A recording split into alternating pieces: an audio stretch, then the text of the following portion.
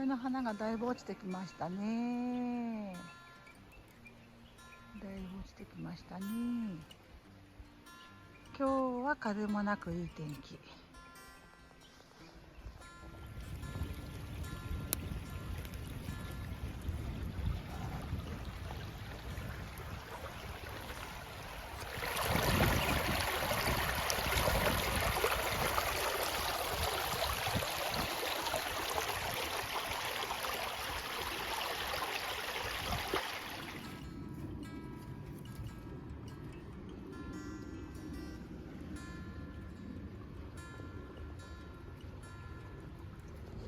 でも鼻に土がついてる。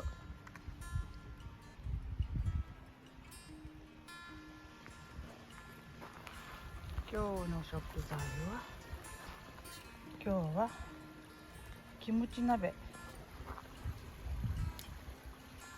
を作って焼きおにぎりを焼く、こんな感じです。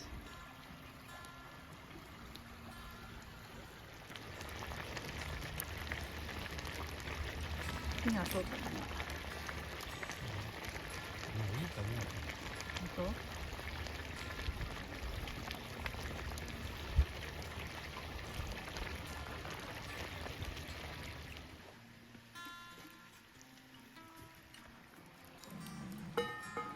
当？お腹鳴った。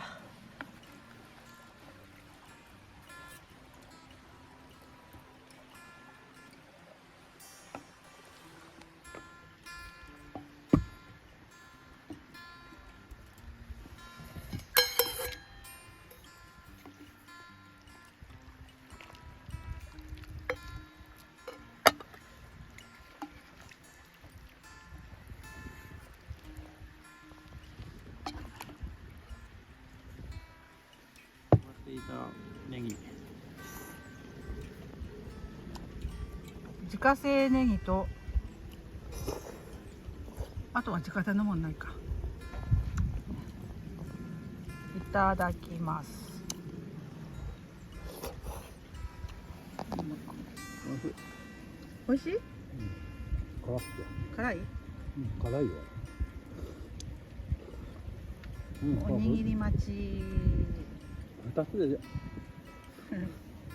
分。本当。めっちゃ入れれば辛くしてんね。鮭おにぎり崩れた。量詰めすぎ。